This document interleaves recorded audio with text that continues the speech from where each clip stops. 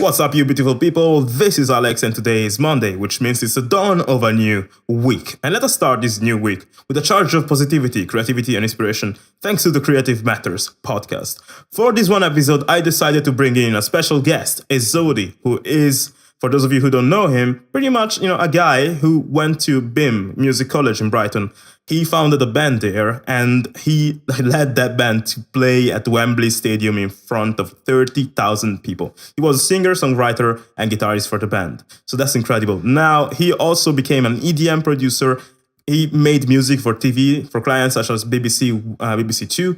And he also scored, indie video games. And one of the video games he scored was an indie game published through Square Enix. That's insane. And now he's starting to compose and produce music for K-pop and J-pop bands. So this guy has a background which is incredibly all-rounded and knows a lot. So I took this chance to pick his brain and ask him questions about his mindset, his path. In this interview, we touch a lot of different subjects, ranging from mindsets to the lessons that AZODi learned on his path. But we also talk about the importance of creating your own style and how to do it effectively in such a way to stand out compared to all the other composers out there. And we also talk about how to face writer's block with very interesting and unconventional ways that surprised me as well, and how to rise in face of failure and the importance of doing so. Because AZODi faced that, both writer's block and failure, many times or throughout the span of his glorious upbringing. We also talk about AZODi's experience with music schools and so many different things that maybe you wouldn't have ever heard about from my experience, because I am a completely different person. So the idea with these interviews was to bring people on board that share different perspectives than mine, so that both I and you can learn something from them. I'm going to leave you with the interview now, and I hope you enjoy it. Chris. Alex. This is awkward already. I'm fine. How about you, man? I'm good. It's not bad. Finished my Christmas shopping, so I'm pretty happy about that. Yeah. That's great. So everyone, Chris is, one of the first legends I want to interview on this channel. And I'm still new at interviewing. Like, this is my first interview ever. So if this is awkward, I'm sorry. But basically, Chris here, AZODi in art, right? That's your artistic name. Producer name is AZODi, and composer is Chris J. He's, this English guy who's both like a rock star, but also a composer, but also a composer for films, sometimes you said, right? And video games. And games, film, TV. TV. And also EDM producer. I think I discovered you on a Final Fantasy group where you posted this EDM remix of Final Fantasy 7. Like, oh, fuck yes, another composer and stuff. By the way, swearing is allowed. I already did it now. So. Oh, sweet. Yeah, okay. And you're now into, you're producing K-pop and J-pop, like Asian pop music also, right? So you have this background of you touring, and I saw you also played at Wembley and stuff like that. Yeah. Being this rock star. And then you went all the way from there to being a composer and now producer for K-pop and J-pop. And that's a very interesting, outline, if you will. So I would be interested in hearing about your musical upbringing. Like, can you tell us how all of that came to be, in the sense, how did you start making music personally? Oh, it all started really when my dad brought a piano into the house when I was about 9 years old. And I just liked to play around and dabble with it. My dad used to play it. He had an acoustic guitar, so he used to play Postman Pat in front of me and my brother when we were really young, which was quite exciting. I was just kind of enthralled by it. Didn't come from my mum though, because she's tone deaf. So it's all from my dad's side. Got it. But I just learned piano. I started off on piano lessons for a couple of years through school, and then I actually I got into a steel pan group for youth, like children. So I was doing steel pans for about 3 years, entering into competitions with my school group. We did a lot of festivals and fetes, driving around on a van through towns in Croydon, around South London and that. And then wait, how old were you? Sorry? How old were you at the time? Oh, I would have been year 7, so it was from year 7 till year 9. So I imagine, how old are you?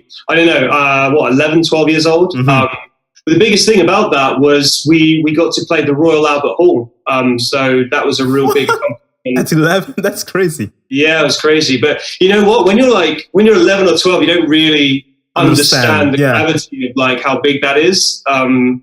So yeah, I did that, and then I exchanged the steel pans for a guitar, and then I started learning to play all my favorite punk rock songs from like stuff like Green Day, Lagwagon, Newfound Glory. Kerrang TV had just dropped onto digital TV around 2000, 2001. Yeah, so it was I just took it from there. Really played guitar, went and studied in Brighton at BIM, and then started the band. And there's a lot of evidence of the bands through YouTube and various online sort of platforms and stuff.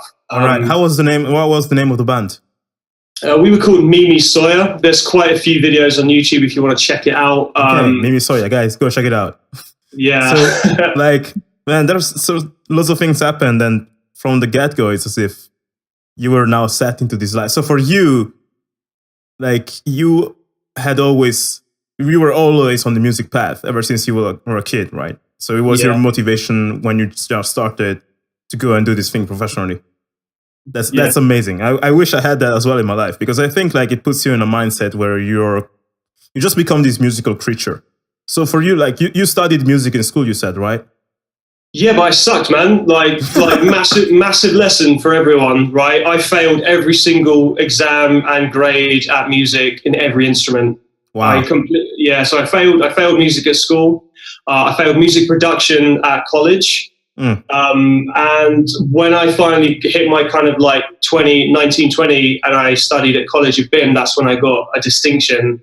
But there was a huge transition because the way that they taught people at school music was really an old-fashioned, tedious way of like, like learning to read music, man. I can't read a note of music. Like I never needed it in my entire career. I'm the same. I'm the same. Yeah, exactly. There's just these old methods that have been put into schools, whereas BIM was quite a more modern approach to songwriting and commercial writing, which was made way more fascinating and interesting. It's also more modern, more applicable and everything. Like I'm studying real life situations. Yeah. Okay, so I guess that was the best experience out of all the the education experiences you had.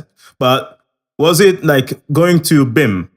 Was it amazing only for the knowledge it gave you, or did you get also other value, like meeting people there? Yeah, you started your band there, right? Yeah, I started my band at BIM. You met your bandmates there. No, funnily enough, we were friends from school and we all went to BIM. So BIM didn't actually help that. But BIM, back then, we're talking about 2005 now, 2005, 2006. The lessons that I got were absolutely phenomenal. And I still implement the lessons I learned from BIM every day to this day in songwriting. Not all of them, but quite a few of them still. And there's one thing that you do learn about that, because there were students that were turning up, you'd pay the course fees, people would turn up and they would just bunk lessons and not bother putting in the time or effort. Yeah.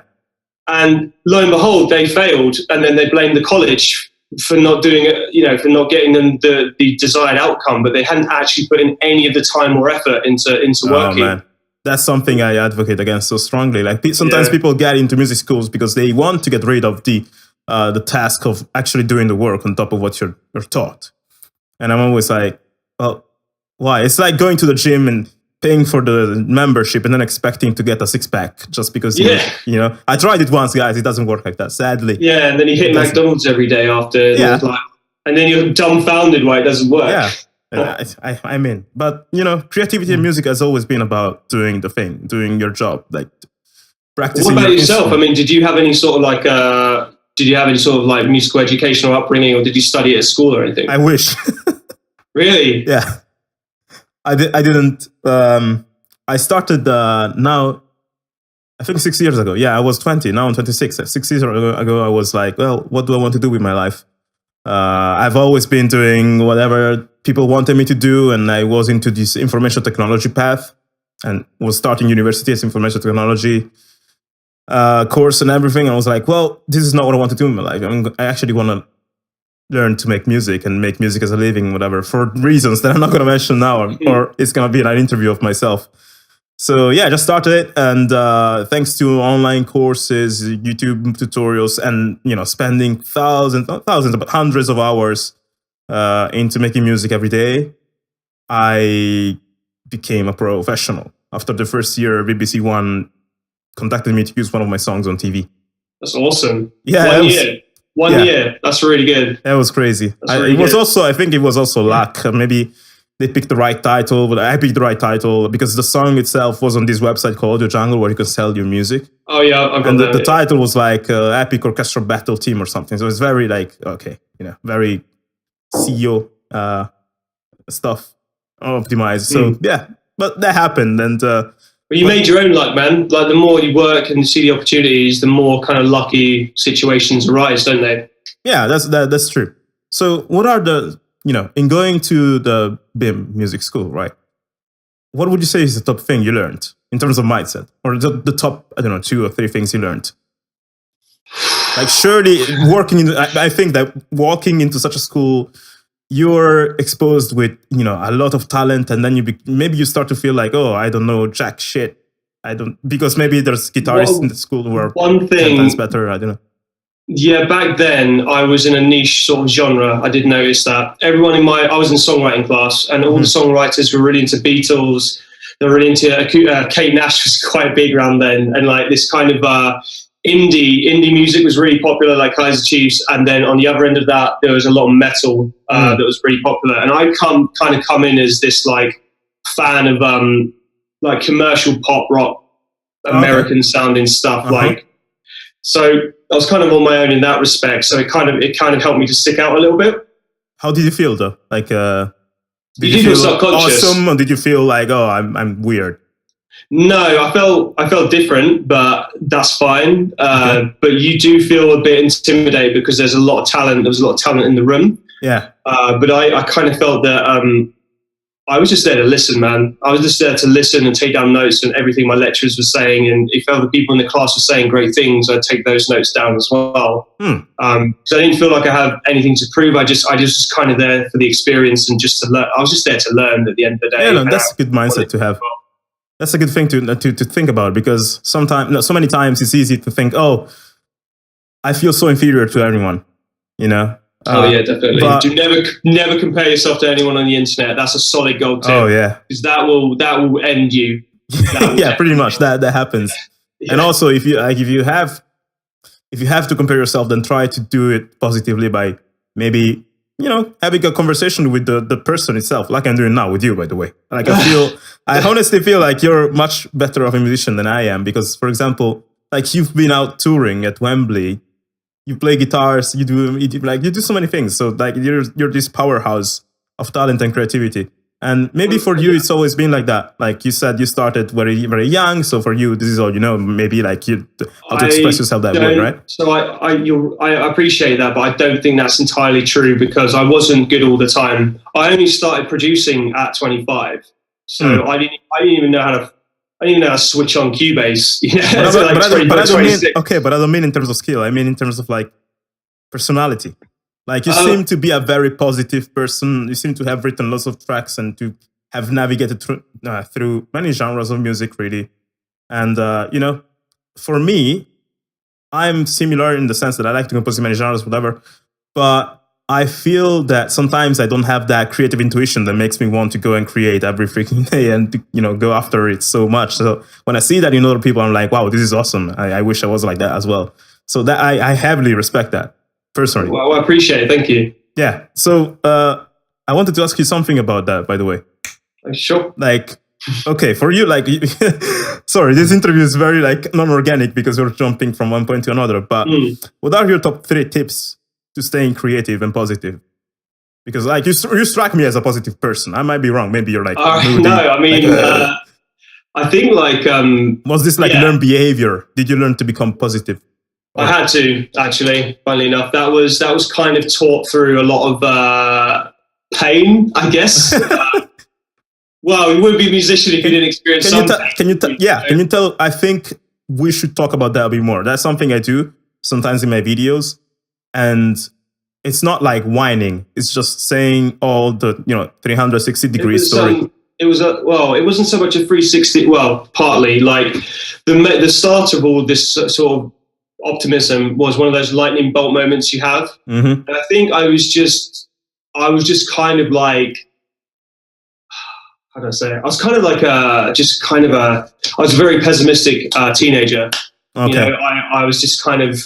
No one really, I guess, as cliche as this sounds, like no one really I didn't really get on with many people. No one really got me I think it's a common thing for creative people, especially. I think. Yeah, like, so it's not cliche. It's just how it is, when you're young.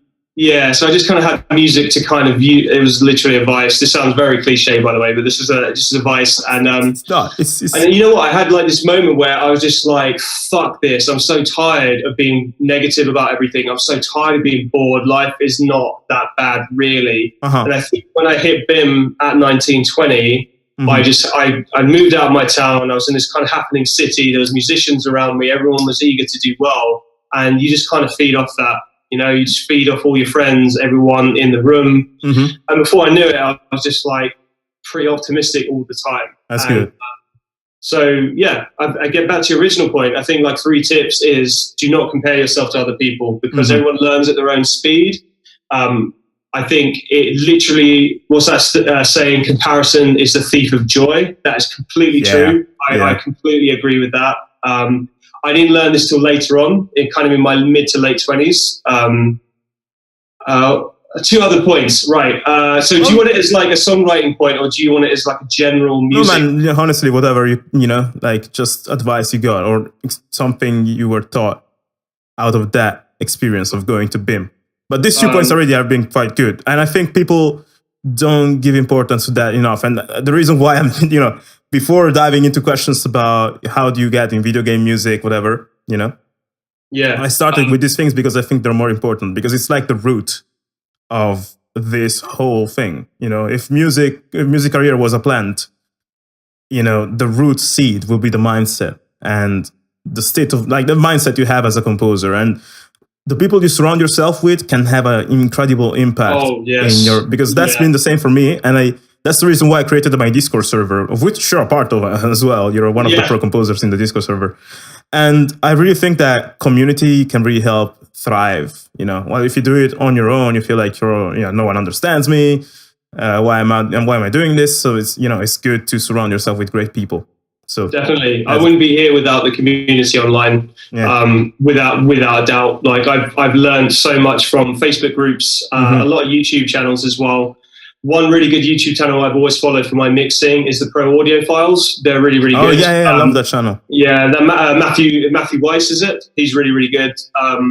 Even though it's I learned hip hop and EDM production, all of it applies to composition because you're switching instruments out, but a lot of the techniques are the same, and a lot of the mindset is pretty much identical. Yeah, that's a good thing. Good advice. Like, tell people people should go and look for tutorials on channels that are not related to their genre, because then they can learn about other things they might not know, and that will really help them. Like, has being a guitarist helped you into composing music for other genres yourself, for example? No, it hasn't. You think there'd be a crossover? There isn't. Really? I mean, it depends. It depends on how hard you hustle. But I found going from a band to a composer, they're completely separate music scenes, and not many people cross over.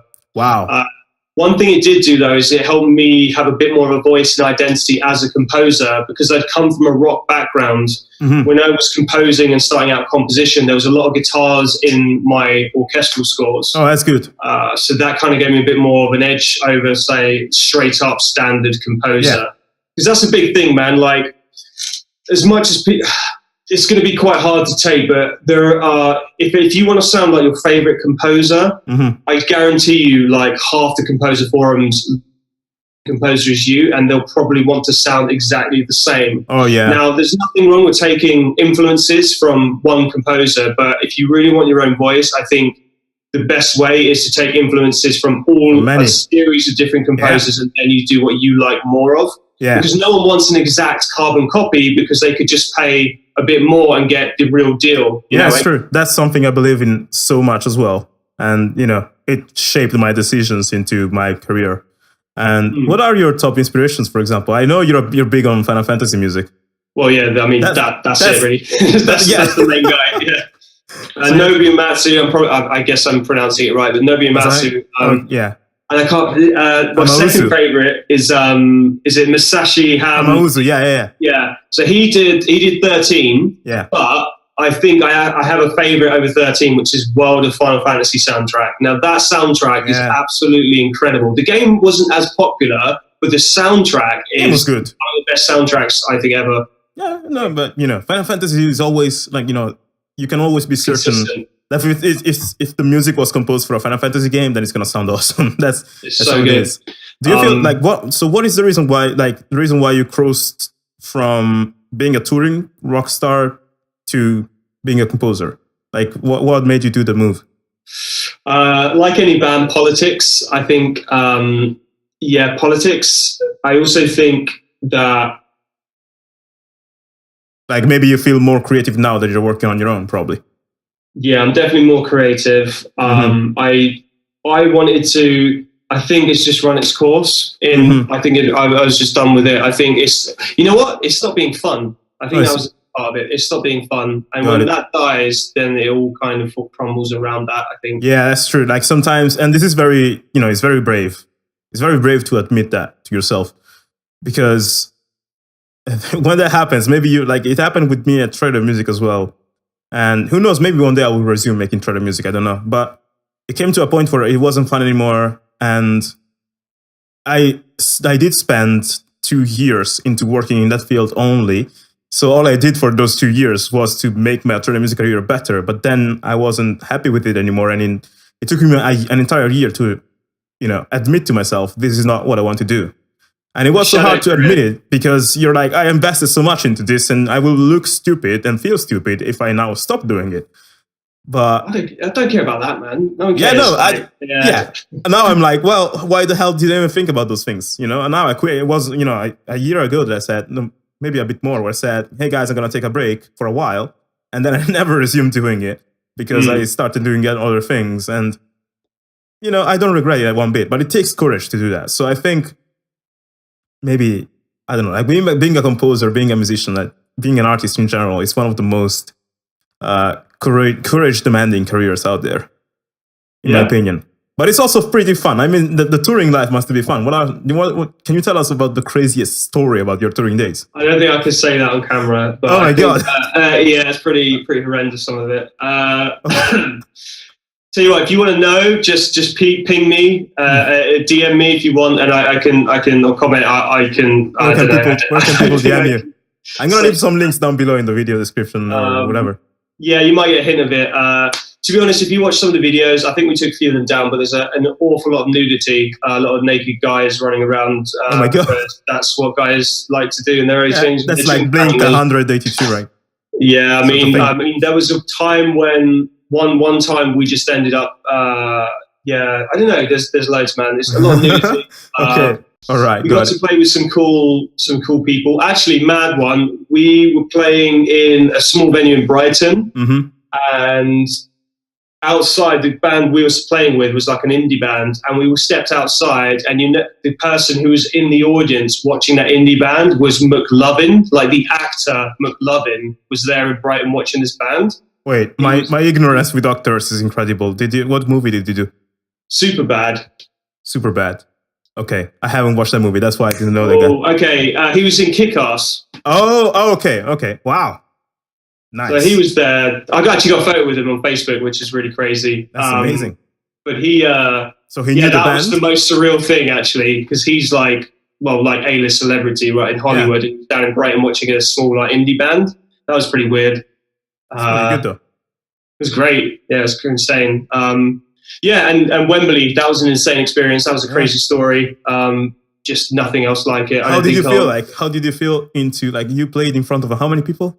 25,000. Jesus. It was, the way I describe it is, I don't think there'll be anything else. I think I'd like to experience that again, but I don't think I'll be experiencing anything like that again. Well, maybe if you become like a super big composer into video game music and you start making concerts like Uematsu. Maybe it's like they wouldn't mosh pit in that case, but no, it was kind of like I don't know. It felt like I can only describe it as it felt like floating, because it was just I've never had that many eyes on me at once, and it's kind of the power you have in your hands. It was a weird feeling. Like if I was to strum a chord, the amount of power and effect it would have over so many people. Yeah. It was really bizarre. So one little. But then again, you didn't mental control. you screwed up, you didn't care because you're buzzing so hard. It was worse to just do like an intimate acoustic gig. Would be way more nerve wracking, I think. Okay, got it. Yeah, that's true. But it must be very interesting. It was so crazy. You reached that highest peak, and you were like, "I'm a legend," and all the girls like, "Oh!" And then it all fell apart after that. No, no, then you evolved into now a composer, and so that's at the peak, at the top of that, at the end of that. That's where you decided to start composing for TV and becoming like the multifaceted producer you are now. Was that? Yeah, I mean, I came out of that, and then, well, a few years after I started the composition, because I learned composition because I was practicing learning how to do band demos for the band, and it kind of moved into that. Yeah, I just wanted to sound like do some Final Fantasy sounding stuff, and it kind of went from there. So, I saw you also scored a game for Square Enix, like an indie game. Yeah, that I want to hear about that. Also, I will ask you maybe in private how you started your band, and because I'm very interested in that right now. Like, cool. I would like to start a band or something. Yeah. Just to what become. Would you play? I think I'd like to be, songwriter and play guitar and piano. The fact is that I'm not great at playing anything right now, so I would just start this band as something that puts me in the pressure of learning even more about these instruments, really. But that's not for today. I'm going to ask you in private. I wanted to ask you about how did it come to be? Like, how did you manage to actually write a soundtrack for a Square Enix game?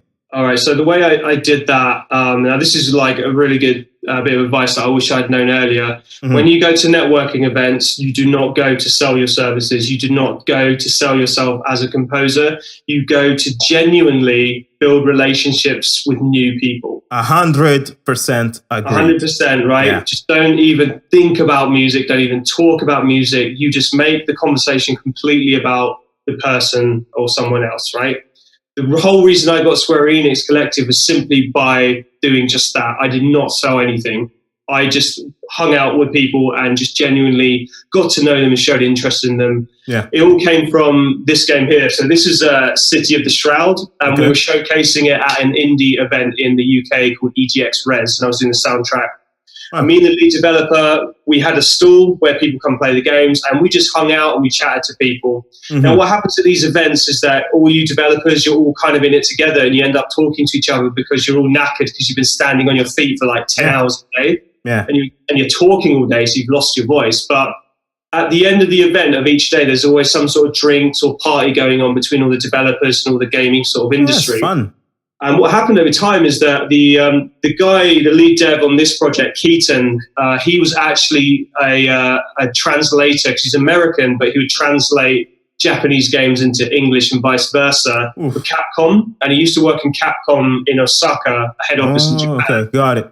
So he basically he met a bunch of people there over time, and then he introduced me to one of the localization guys who used to be at Capcom but had his game, which was the Square Enix game at EGX, and they're from Barcelona over in Spain. So basically all it has is he introduced me to this guy, Fede, who was making Oh My God Heads, which was the Square Enix Collective game. And you know what? We just hung out, we just drank, we just talked about video games, basically everything apart from music and writing. Yeah. And then, a year later, the same event again, still showcasing it. And this time he was like, actually, Chris, I need to talk to you because, we need some music. So that's a year later after me. And that's a year of me not trying to sell myself to him or try and pitch my services to him. And that was it. It was really, sometimes you just can't predict how these things are going to happen. But like a real solid blueprint is just to not be a dick, man. Like, it's just solid advice. Just be a nice person. Like, collab, bro. Yeah, I always say this to like my students and my followers on YouTube. The ideal thing is to go and offer value, not to go and sell yourself. To go, hey, can you do this for me? Can do whatever? No, just be a nice person. And it's well known that people love to work with their friends. So if you just become friends, and not friends just so that you can get value, like become real friends, become interested in other people. Hey, you're doing this game. Oh, that's freaking amazing, and etc. Something like that, rather than saying, hey, do you want my music on your game? I think that's gonna be way better.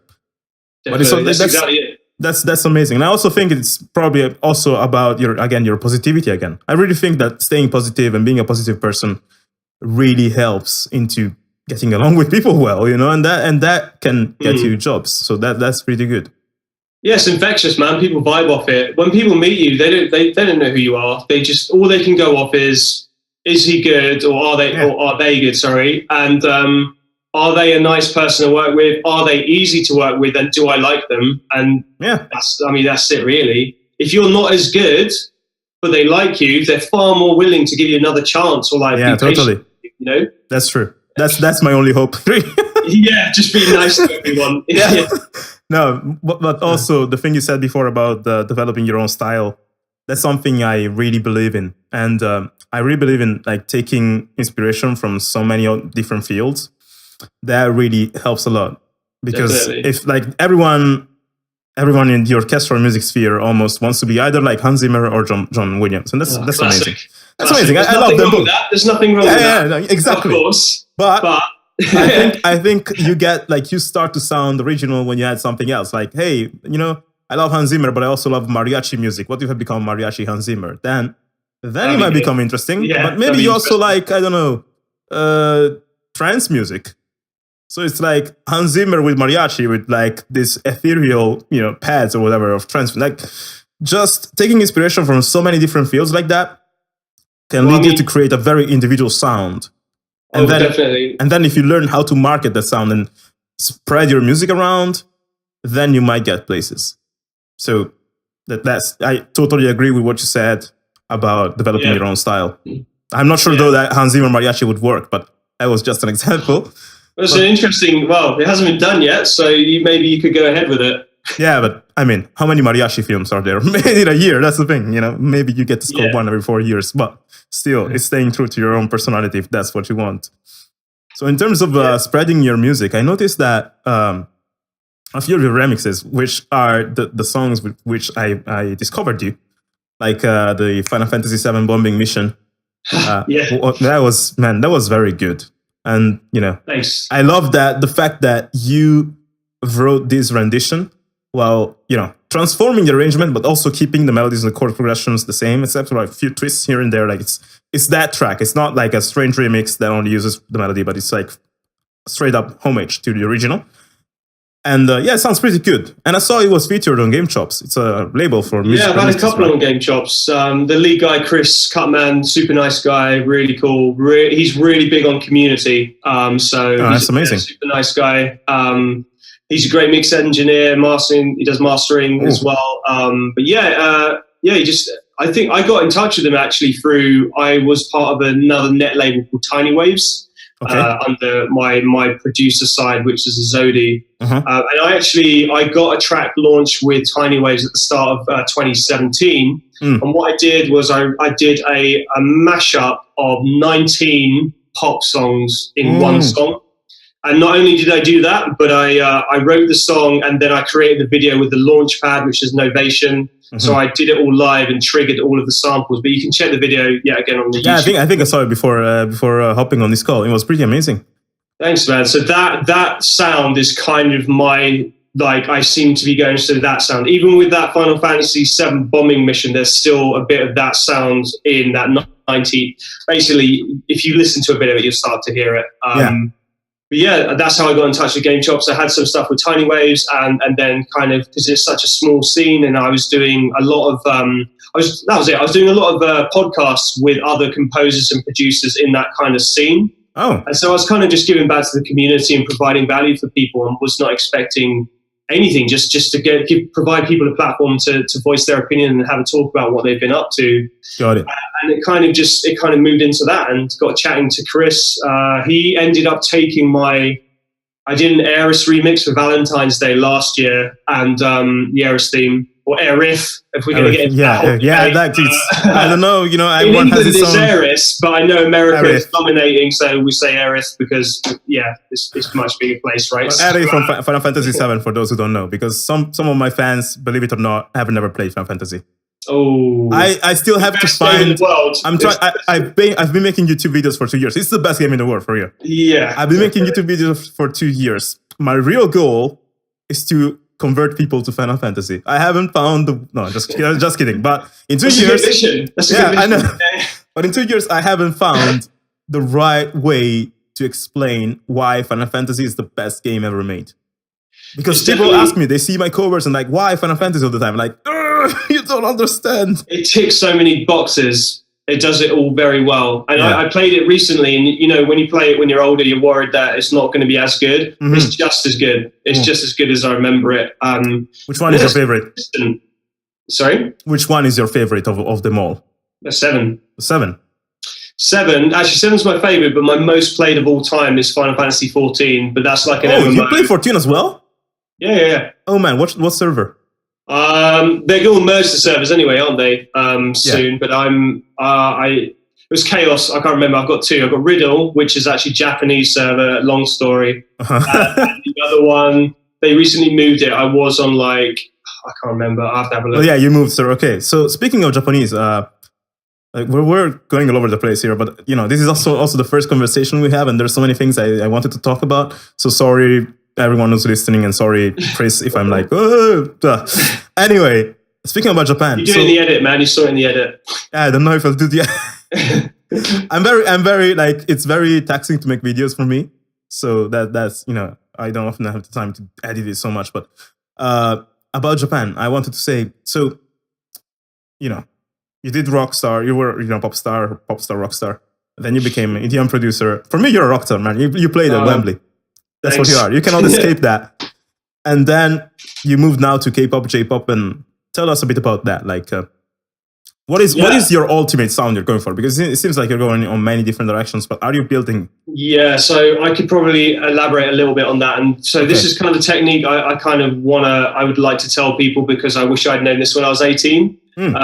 But this will literally shave about 5-6 years off the whole process. We should have started the video with this one, actually. Yeah, well, yeah, basically, you just got to focus on one thing. And this is why it took me so long. I guarantee you, it's going to save you years of time if you just focus on one thing, do it really well. We're in a world full of generalists and people who are like jack of all trades. And what happens is you end up becoming okay at a bunch of things, but you're not absolutely incredible go-to person in that one sound. Yeah. This is exactly why like Hans Zimmer's doing so well, John Williams, because they know that one thing and they do it really, really well. And I think that's something that I found really difficult, because you can do everything and you want to do a bit of everything, and it's awesome. Yeah. But what happens is you don't specialize. You're not the go-to guy, and this is what's going to differentiate you from being able to charge, £300-400 a song, all the way up to 10 grand a song, because you are the go-to guy. There's no one else who can do what you do in that one thing. That's great advice, man. That saves you literally years. That's going to save you years if you can do that. Yeah. And this is, so back to your point with the J and K-pop, that's what I did. Funnily enough, I put a pause on everything, and I focused in on just writing commercial songs for Asia, primarily Korea and Japan. And I did the one song in, I think, May, and by 3-4 months with that one focus, I signed a publishing deal for 2 years with a Korean Japanese publisher. Man, that's amazing.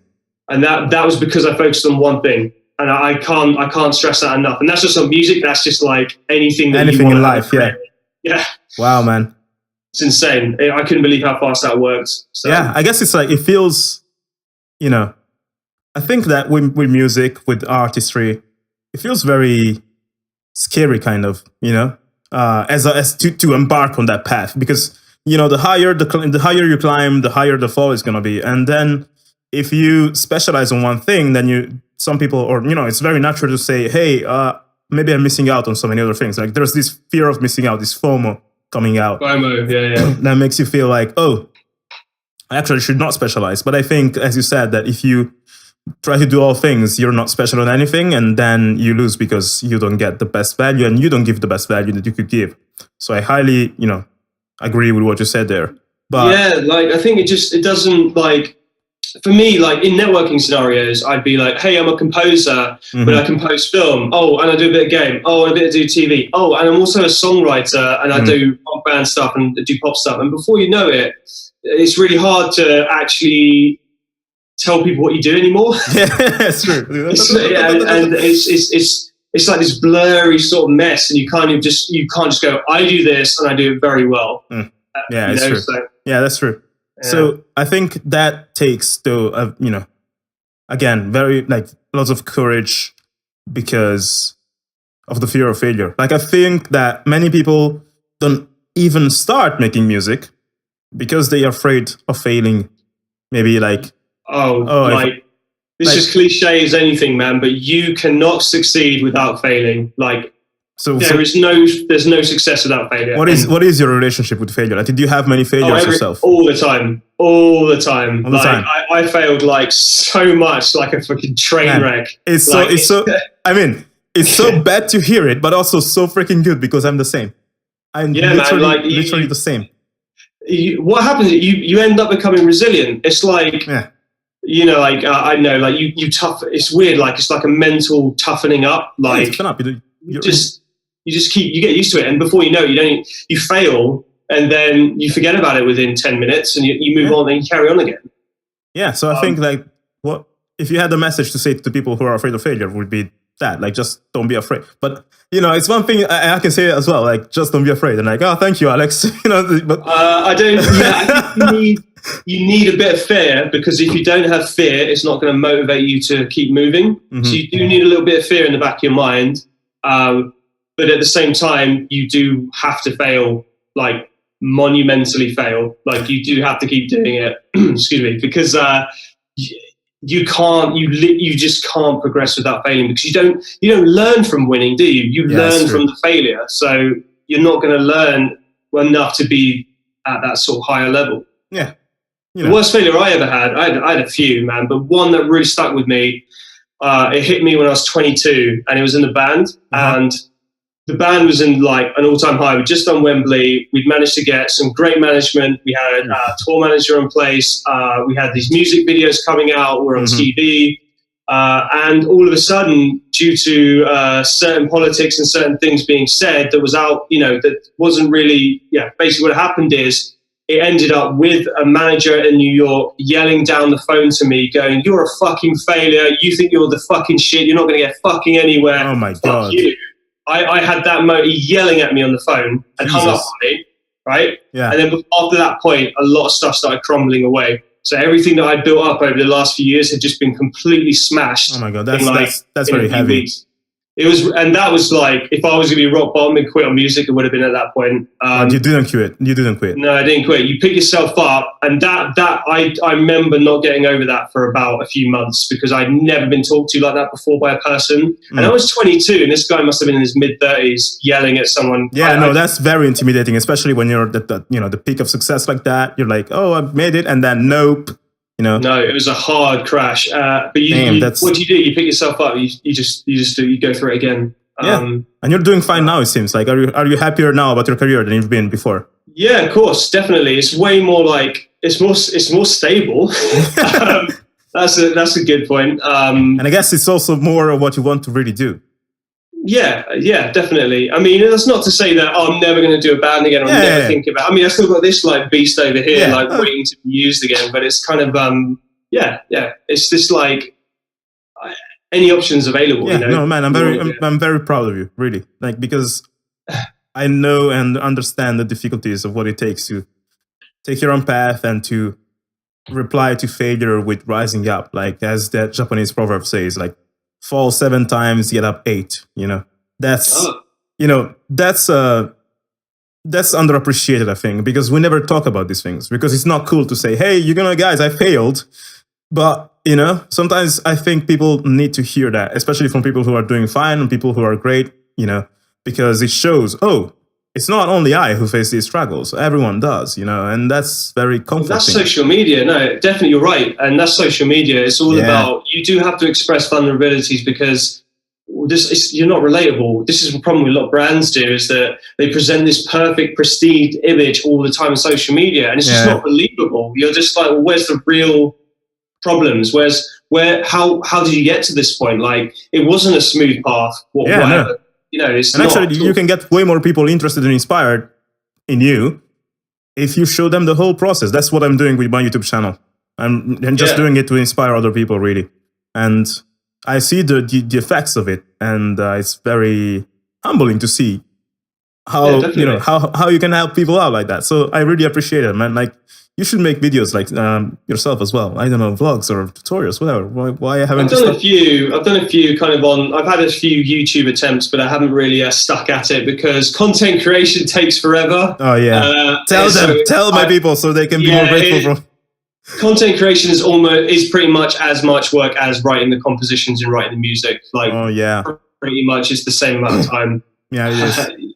But you can't not have it at the same time. So yeah, it's true. Well, you know, you can also make interviews like this one. I think lots of people will find this interesting. Maybe we can do another one if they want to see one. Surely, I'd like to hear a bit more about the creation of bands and such subjects. Cool. But I don't know if I asked you all the questions I had listed. Probably not. But I wanted to ask you this. So, first thing, like the easy question.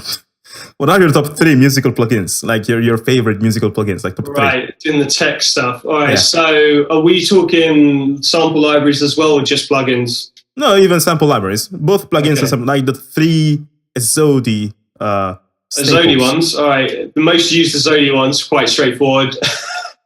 Serum. I mean, if you want to share it. Serum, definitely Serum. Mm-hmm. That replaced Massive for me. So Serum's a big one. Mm-hmm. I use a lot of keyboard, piano stuff from the Giant, which you get free with Complete Ultimate. It's pretty good. It's good, but I process the shit out of it. So I take anything that sounds natural from that piano sound, like natural reverb, room, acoustic, all that sort of stuff. I whack it on full velocity, highly compressed, so it's got a real punchy attack. Oh yeah. Is so you can hear this technique on my Monster Hunter remix quite a bit, and you'll hear it on. Well, actually, you just listen to the Monster Hunter remix; it's really obvious in that. Uh-huh. What I do is I run off the audio stem, so I'm playing chords. Then what I'll do is I'll manually go through each sort of like 16th of chords and cut the tail of the sustain and fade and stuff, and just make it almost sound robotic and put all the emphasis on the attack. Oh. And then what happens is it sounds robotic and it sounds kind of like shit on its own. But if you blend it with other chords, it sounds like it's got this really cool bright punch. Wow. And it has this cool kind of like contemporary piano sound to it. That's a great tip. So that's one of my kind of signature things I do. Man, you just give it away like that for free, man. Yeah, cool. I've got loads of tips. I've got loads of techniques if you need techniques. Thank you very much. Well, that's why I say you should make tutorials. But yeah. Yeah, I guess so. So that one, so Serum, the Giant, and the third one, what is it? Man. Well, if it's a secret, don't share it. Like, it's not a secret. It's I'll tell you what. If we're going to go orchestral, I use Spitfire Albion strings, but I always layer about 3 stacks of strings. I never have one on its own. And then what I'll do is what you can do with the Albion Spitfire is have different mic positions. So I'll have one of each, maybe less room because it's harder to manage later on post. And just blend the 3 together. And it's all I rarely have one track on its own. There's always at least a double or a triple and blend loads of tones together. Okay. And I'll blend a lot of contemporary stuff for example, with a guitar, if it's a long solo guitar melody, I always stick French horn under it because it sounds really nice. Because French horn gives that I never thought about that layering. Their body. That's cool. Yeah, so that's it. That's why you can always blend loads of different ideas together. And this is when you really shouldn't shun off other genres ever, because you can take something from every genre and make it your own. Even if before I go off on one, this game here is a fantasy JRPG. But I took influences when I was writing that from, it was Moroccan. I had to do it sounding JRPG style. So I used a lot of orchestral instruments, but then a lot of kind of instruments that would have come out of Africa and that continent. But then also using contemporary, I use sidechain compression on a single tremolo string. Oh, that's interesting. Which is a very contemporary thing with an orchestral. So you're blending like 3 different worlds. Yeah, completely, man. It's just and funny enough, I was bored of using the same chord rhythm. Yeah. So if anyone knows who Dillinger Escape Plan are a very technical metal band, I took one of the ideas from their songs and put it into the JRPG. So I've actually got the same rhythm as a metal band. There you go. Like you're taking inspiration from many different sources and creating. Yeah, just take what you like and just make it your own. So where can people listen to this soundtrack? City of the Shrouds is available on Steam, but the soundtrack you can get it from Steam. Okay. And yeah. All right. And yeah, so I think I asked you all the questions. Or rather, some things I asked you in other ways. But I think I didn't ask you this one. All right, go for it. So, what's this? No. It's a very simple question. But I'm like you look very creative again, and also very young. You're older than me, but you look way younger than me for some reason. Maybe I'm doing something wrong. I don't know. But you strike me as a very vibrant person. Water. So, oh, sorry. So that's okay. That's the reply. I was going to ask you what are your top 3 tips for staying creative and energetic. So water being one. Okay. Do you also like work out and stuff? Yeah, I do a bit of working out. I do a bit of meditation every day. That's huge. Yeah, meditation is good for clearing your mind and being very focused. Creative every day. All right, so I've actually got a video on how to beat writer's block, which probably answers a lot of these. Please. Then I'm gonna leave it down the description. But if you can, share bullet points. The biggest one I find with writer's block is that, okay, this is a good tip, right? So your creativity is in cycles, okay? So you'll normally get about, a 2-3 month cycle of being top of your game, and then you're going to crash and you're going to go flat. Now, what you need to do is recognize this in your mind. So when you're at the top and you're producing so much music, you need to be ready for the crash. And then when you're on the crash, you need to be ready for the top bit, because it's basically you're going to get writer's block again and again and again. And when you need to recognize it and be ready for it. So the way I get out writer's block is to be ready for it before it happens. And the way I do that is to listen to as much new music as possible to get me excited. And then you think of like different ideas from all this stuff, like what I was saying with this track. Oh, that's interesting, man. I never thought about this like cycle thing. Yeah, you will always get writer's block, but you have to be ready for it. So when you're at the top of the game, you recognize you're at the top of the game and get ready for the crash. Plus, it stops you like freaking out and going, shit, I've lost everything. Because I know that feeling better than anyone. Yeah, and it's okay because you will get out of it. You will crash. It's just like peaks and troughs. Wow, so this is the AZODi tactic against writer's block.